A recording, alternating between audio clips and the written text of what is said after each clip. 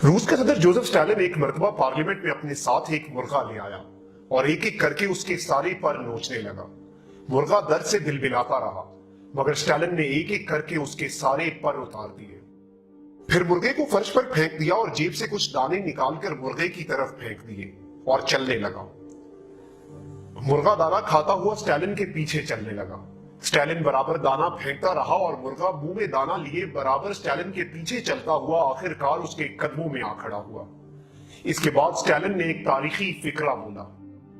सरमायादाराना रियासतों के अवाम इसी मुर्गे की तरह होते हैं। उनके हुक्मरान पहले अवाम का सब कुछ लूट कर उन्हें अपाहिज कर देते हैं और बाद में मामूली सी खुराक देकर खुद को उनका मसीहा बना देते हैं और चंद सिक्कों, चंद नवालों के एवज मुआशी गुलामी का शिकार और इज्तमाई शऊर से महरूम अवाम ये भूल जाते हैं कि इन्हीं इंसान नुमा दरिंदों ने इन्हें इस नहज पर ला खड़ा किया था।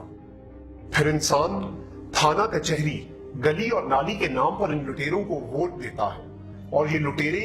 अवाम के टैक्स के पैसों से ना सिर्फ अपने और अपने आने वाली 7 नस्लों के लिए पैसे इकट्ठे करते हैं, बल्कि अवाम का जूता और अवाम के सर के मकूले के मुताबिक जब अवाम के ही पैसों से अवाम के लिए गली या नाला बनाते हैं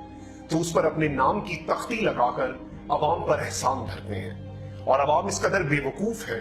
कि अपने ही पैसों के लिए इन लुटेरों का शुक्रिया अदा करते हैं।